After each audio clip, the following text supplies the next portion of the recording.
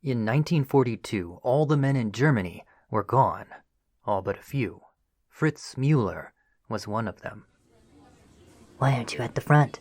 asked the cafe server who filled his coffee. Fritz tossed a coin or two down on the table with calculated nonchalance, pretending his life did not depend on it. "I'm stationed at the home front," he said. He was acutely aware of his slightly dark skin and the black curls hanging down his forehead. "Well," the server said with a withering stare. "some men have all the luck." Lucky indeed, Fritz thought. Luck was something that he had come to rely on, desperately. Just then, the cafe door opened, and in walked a stunning bombshell of a woman with full lips and high Aryan cheekbones. She promptly crossed the floor and sat down at Fritz's table. "Another coffee and 2 pastries," said the bombshell, pulling out a cigarette. The server hesitated. "You don't mind if I smoke?" she asked, which sent the server scurrying back to the kitchen. "Do you think she knows?" she whispered. "Knows what?" he asked. "That I'm a married woman," she said. "I do hope you realize the gamble I'm taking at seeing you, Fritz." He did, more than she knew. His life had become a gamble, for he was not Fritz Müller, but Isaac Behar, a Jew. "Well," he said, drawing a sip of coffee, "I hope I'm worth it." I chose to begin with this story, which feels like a Hollywood plot, although it is based on a true story, because it illustrates the lengths to which Jewish men in desperate straits clung to their masculinity and refused to break under oppression. Here, Isaac, aka Fritz, defies all sense of self-preservation in order to ask out on a date a German saleswoman with whom he had fallen in love. He refused to let the regime dictate his masculinity. Now, most men were not so lucky nor so handsome as Isaac, nor were their stories so fit for a Hollywood script, but Jewish men across the board faced the odds with grit and determination, and today we are going to see how. How did Jewish men in Germany bear up when the regime came for them and their families? How did they maintain their manhood as they were reduced to animals in the eyes of their oppressors? That's what we're talking about on today's Short Shorts episode. I'm BT Newberg, and this is the history of sex.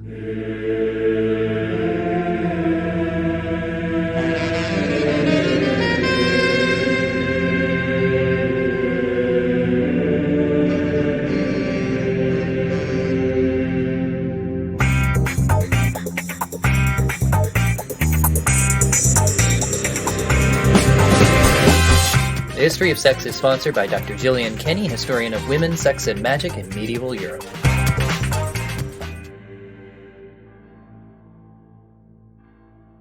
I'd like to thank our new Patreon patron, Preston Ray, for making this episode possible.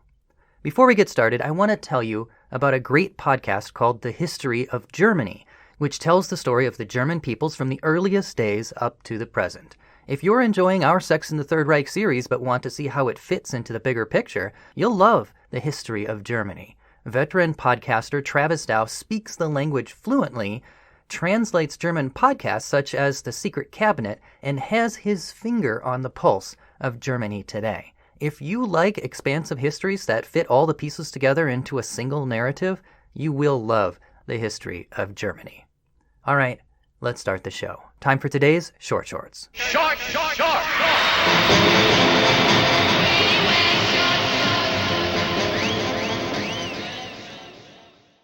Folks, this is going to be another Short Shorts episode that's nearly as long as a deep dive, but I have no time to edit this down. Things have been crazy around here, what with the fight against the COVID-19 pandemic coming to the United States, and in any case, this story is worth the length. So, here we go.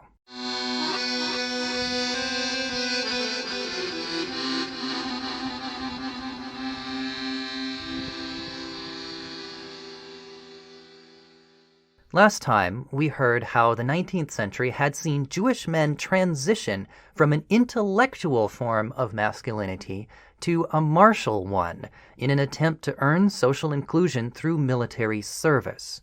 Their hopes were dashed, however, when all their medals and honors paled before a rising tide of anti-Semitism. After Kristallnacht, there was no more pretending that Jews could persuade their Aryan neighbors that they too were true Germans.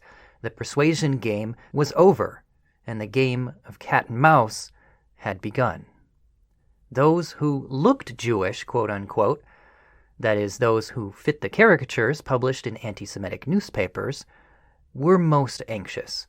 But even those who could pass for Aryans harbored a constant dread of being discovered. Isaac Behar had lost his parents, and so he spent his days in cafes reading the newspaper, pretending to be Fritz Müller, a soldier stationed at home. Isaac may not have fit the caricatures, but nor did he fit the Aryan posters either, and that made it all the more risky when he approached a saleswoman with whom he had developed an infatuation. He told himself, "You are crazy. You see this woman through the eyes of a totally normal young man, but you are a Jew in hiding." But in this moment, I was suddenly a totally normal young man. I took my heart into my hands and asked the brunette dream if she wanted to have a cup of coffee with me one day. Her name was Betty, and she was German. Aryan German. Now, why did he do this? Why did he ask her out, knowing if she discovered that he was Jewish, it might spell his doom? It seemed crazy. And perhaps it was. Love makes you crazy, that's what they say. Or perhaps, in a crazy world, what he was craving was a sense of the normal, and a date would provide that respite. Or perhaps he'd had enough of the Nazi propaganda that systematically feminized Jewish men and wanted to prove his masculinity by seducing one of their own, in a kind of romantic revenge. Or perhaps it was all simply a survival strategy, a calculated risk in a desperate bid to obtain protection. He had been wandering, homeless, sleeping in bombed-out houses, and for food he had been relying on Stammessen, which was a basic watery soup that restaurants at the time were required to provide free of charge without ration cards. And wherever he went, he was acutely conscious of sticking out like a sore thumb. The days passed, and I could not help noticing that I was starting to look shabby, life-threateningly conspicuous. My already slightly dark-skinned face failed me for passing as Aryan, and now the black, greasy curls hanging down my forehead, as my last visit to the barber had been quite some time ago. So just a shabby appearance was apparently already enough to put him in the crosshairs, and his clothing must have been an issue as well. Now, the account that I read doesn't mention what he wore, but I imagine he must have gotten his hands on a military uniform of some kind. Not only did he need it for his cover story, but he would have stuck out even more without one. Almost all men in Germany at this time were in uniform. If they weren't in the colors of the various military branches, then they were in the olive of the Reich Labor Service, or perhaps even in the blue of something called a flag supporter, which I read a reference to that, and I gather it must be a uniform expressing some kind of moral support for the war. Civilian clothes had by then become a rare sight in Germany, so those who could not pilfer a uniform of one sort or another were already identifiable as suspicious, and police could therefore easily spot you. And when the air raid siren sounded, and you crowded into bomb shelters to weather the explosions, and you sat there out of uniform, you might find others glaring at you, wondering why you were not at the front. Some, like Hubert Salzmann and Eugen Hermann-Frieda, even went so far as to dress as women in order to avoid such gendered gazes. Isaac Behar did not. In his guise as Fritz Müller, he responded to such gazes, claiming to be a soldier stationed at home. So, when he asked his crush, Betty the saleswoman, out for coffee, he likely did it as a man in uniform. Now, Betty was married to an officer in the German Wehrmacht army. And not only this, but she was also much older than this Fritz as well. 13 years older to be exact. To her, he was just a boy. Now, why did she agree to see him? I mean, 3 years into the war, men were in scarce supply, so was she just looking for a boy toy? Or was she overwhelmed by the war and looking for a distraction? Or did she doubt the propaganda and was looking for a way to rebel? It's hard to know. We'll come back to the story of Isaac and Betty later, but for now it's time to get a broader picture of Jewish men in Germany during the war.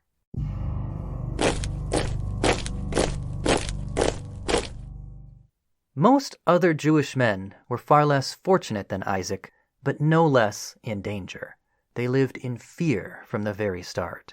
Willie Cohn, for example, wrote in his diary, "Woke up this morning at 3 a.m, bathed in sweat. I dreamt I was in protective custody." And similarly, Martin Hausner wrote, "I cannot live and I cannot die. The ground began to burn under my feet." Fear was in the hearts of all Jews. Even when you were not being physically assaulted, there was still the fear of it, a constant dread that wore at your nerves and slowly ground you down. Moreover, there was emasculation. The Nazis systematically attacked the Jewish sense of manhood. Not only did their propaganda feminize Jewish men and call them women, not only did they ban Jewish men from the army, take away their arms, and discredit their war medals, thus depriving them of all outward connection to military masculinity. But even beyond this, they undermined their role as breadwinners in the family. Masses of Jewish men found themselves unemployed and thus reduced to dependence, dependent upon their wives, dependent upon perhaps even their children for the food that they ate. So how do you cope with such a thing as this? How do you face it like a man, as they say, instead of collapsing into a spineless pile of jelly? Well, naturally, the first thing that we might think of, not being in this situation, is that, you should fight back. Rambo style. You stand up for yourself and you fight back. Well, some did. Over 100 Jewish armed uprisings challenged the Nazis, in fact, and did so with great courage. But none managed to turn the tide. Some Jews also became partisan fighters, especially those in occupied countries like Belgium, France, and Poland. The 2008 movie Defiance dramatizes the fight of the Bielski partisans of Poland, for example. However, Jewish armed resistance was a precarious prospect, to say the least. Those in Germany had been disarmed by law, and few were willing to risk their necks to help them obtain arms again. Meanwhile, those in occupied countries had a hard time of it because they could not sneak home or move about publicly like non-Jewish partisans because of their appearance. Furthermore, they often had to hide their ethnicity because there was no guarantee that their fellow partisans would not be just as anti-Semitic as the Nazis. In fact, in areas with high endemic anti-Semitism, like Eastern Europe, many were forced to form all-Jewish partisan groups just so they could trust each other.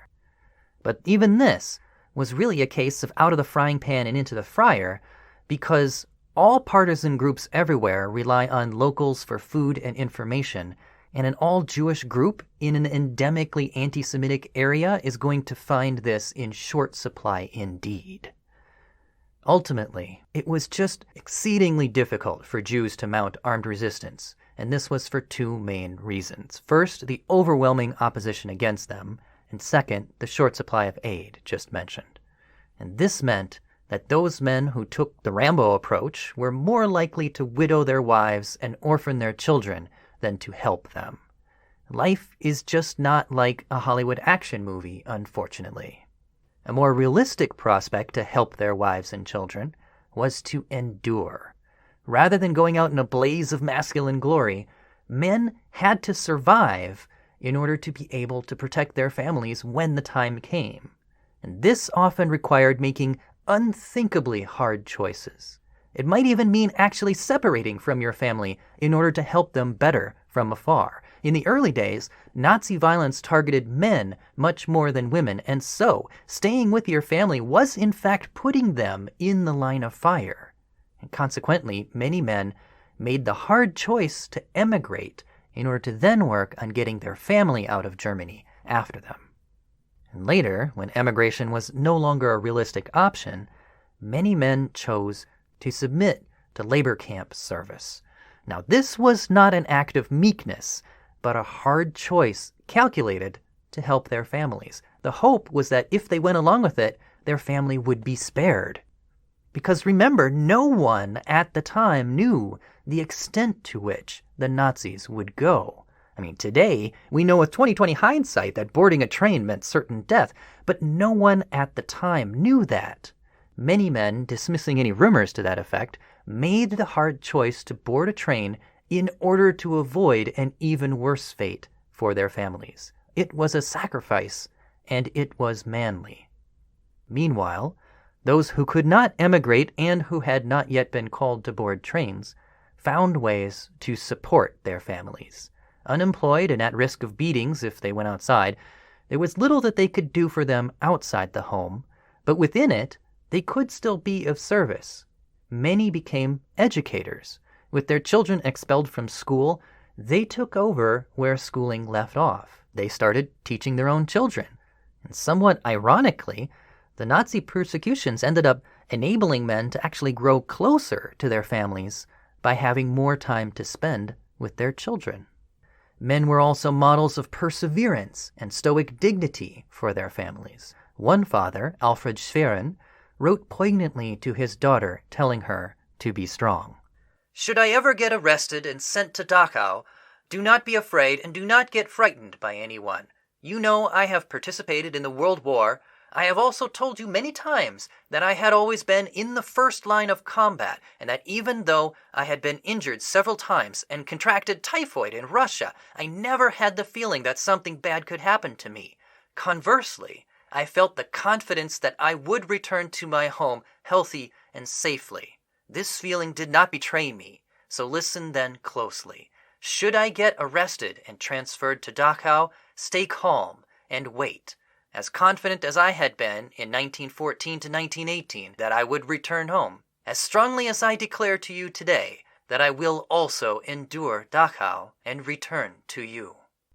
In the end, Schwerin was in fact sent to Dachau. And then, for men like him who were sent to the camps, the manly response was to defy your oppressor, if not physically, then psychologically. Of the experience of going to the camps, Alfred Schwerin wrote, "Keeping your composure was the best thing to do. Do not let them see into you." And everyone kept their composures, these poor tortured and hounded people, muted and stiff, they were sitting and gritting their teeth. You had to endure and not break under the tortures. But it wasn't easy. Nazi camp authorities specifically challenged their masculinity. Often, instead of inflicting only physical beatings, which allowed one the opportunity to bear up under manly pain like Rambo or James Bond, camp authorities also subjected them to humiliation, and they were especially hard on veterans, mistreating them to further delegitimize their military service. But this actually ended up backfiring for the Nazis. Jewish prisoners, adopting a specifically military sense of honor, came to see their oppressors as dishonorable, unsoldierly. Violence against the defenseless was cowardly, and so they lost all respect for their oppressors and in fact bolstered themselves knowing that they were on the honorable side. And they supported themselves in this by referring back to their wartime service. Nothing was more common in the camps than to hear Jews trading war stories, and they interpreted their terrors in the camps in terms of the trenches as yet another trial of manhood under fire. Meanwhile, those Jewish prisoners who had never internalized such a military masculinity had a much harder time getting through it. Alfred Schwerin says he never saw so many men cry. Those with military discipline endured more resiliently in the camps, though it was easy for no one. Now, if men did not submit to boarding trains to the camps, their only other option for resistance was to go into hiding. Jews referred to this strategy as the U-boat, comparing their existence to a submarine only surfacing to change shelter or find food. Again, the object was to survive and find some way, somehow, to return and aid your family. One way was to hide in plain sight. Believe it or not, many Jews actually served in the Nazi military. I'm not kidding. They were banned from it, but managed to infiltrate its ranks anyway. Now, this was easiest at first, as half-Jews were actually originally allowed in deployments against France and Poland. Now, in addition, many full Jews obtained forged documents to pass themselves off as soldiers. And in fact, in all, at least 6,000 Jews and tens of thousands of half-Jews found themselves on official Nazi military rosters in one way or another. But passing yourself off as a soldier was no mean feat. Karl Brummer recalls the challenge. I learned how to walk in a uniform. Then I had to learn by heart all the Wehrmacht jargon so that in the worst case I could address my superior properly and most importantly greet properly, which was not that easy. Now those who did this successfully no doubt quietly undermined their unit, maybe blunted the worst of its atrocities, or at the very least managed to endure for the sake of their families back home. Meanwhile, there were also those who feigned military service without actually taking part. Remember our romantic hero from the opening of this episode, Isaac Bahar, aka Fritz Müller? He was one of these. So how did he fare during the war?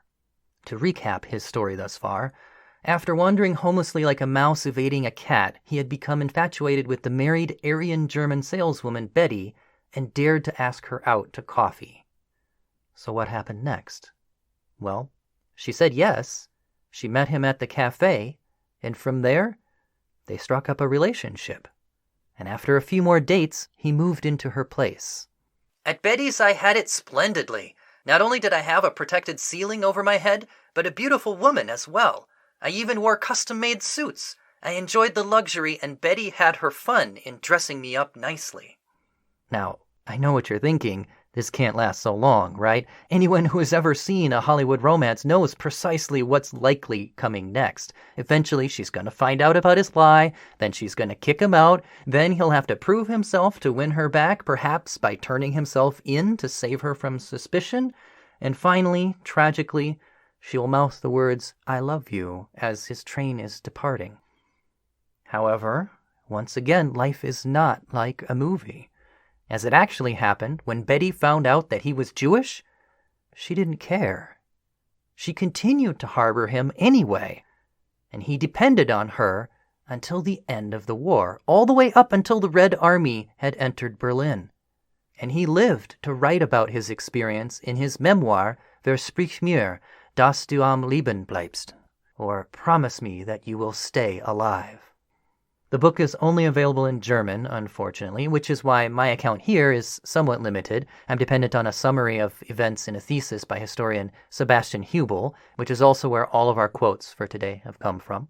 But in any case, I've striven to keep all the details of Isaac Bahar's story accurate to the best of my knowledge with the information that I have, embellishing only to flesh out the cafe scene, for example. Isaac Bahar was lucky, and for many Jews who survived, it came down to luck in the end. However, all Jewish men, lucky or not so lucky, endeavored to face their oppression with manliness. Some fought back, though the odds of making a difference were slim. Many others made hard choices and sacrificed themselves for their families. Some went into hiding, others actually served in the very military of their oppressors, and a very large portion of them eventually found their way to the camps and then to the gas chambers. But in all of this, they endured violation, humiliation, and emasculation, and strove to resist with discipline and dignity. That is how Jewish men endured.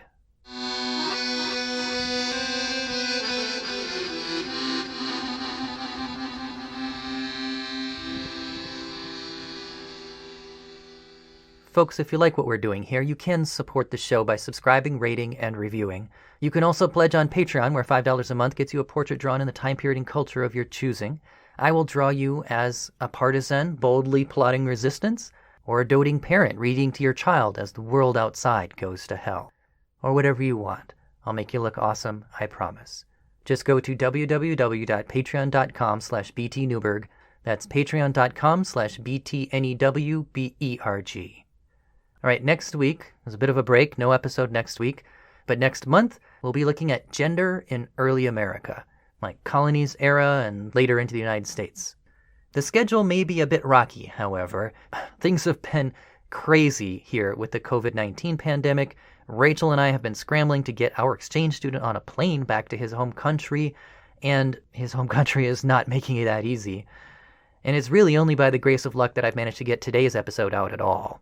So we'll see how next month goes. Until then, everyone, remember to stay home, practice social distancing, and for crying out loud, wash your hands. It's all very inconvenient, I know, but, well, just remember that people have had it worse in the past. I wish you all health and safety. Until next time, I'm BT Newberg, and this is the history of sex.